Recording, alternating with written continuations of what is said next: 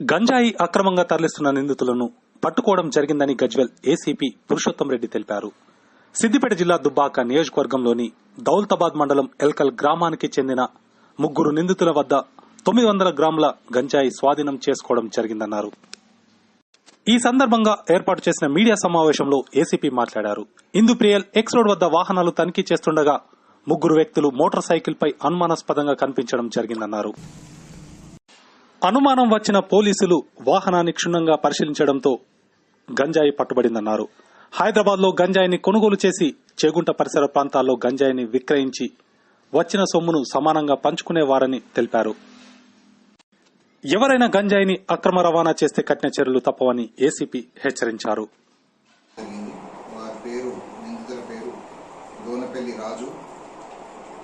ఇంకొకతను పిట్ల నవీన్, ఇంకొకతను తొర్రి దర్శన్. వీళ్ళు 3 కూడా 19 years 23 years మధ్యలో ఏజ్ గ్రూప్ వాళ్ళు. సో వీళ్ళను ఇంటర్సెప్ట్ చేసి తనిఖీ చేయగా వీళ్ళ దగ్గర 3 గాంజా ప్యాకెట్లు దొరకడం మనకు దొరికినాయి. ఒక్కొక్క గాంజా ప్యాకెట్ 300 గ్రాములు వరకు ఉన్నాయి.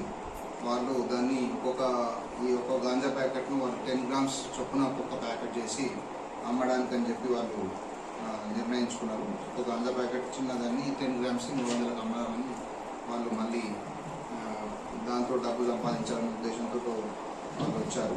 వాళ్ళని విచారించగా ఇక్కడ ధూళిపేట నుండి తీసుకొస్తున్నట్టుగా వాళ్ళు చెప్పారు. దాని మీద మనం తదుపరి విచారణ జరుగుతుంది. సో వీళ్ళ దగ్గర నుండి ఒక మోటార్ సైకిల్, 3 ఫోన్లు, మొబైల్ ఫోన్స్ మరియు ఒక్కొక్కటి 300 గ్రాములు ఉన్నటువంటి 3 ప్యాకెట్లు 900 grams పట్టుకోవడం జరిగింది.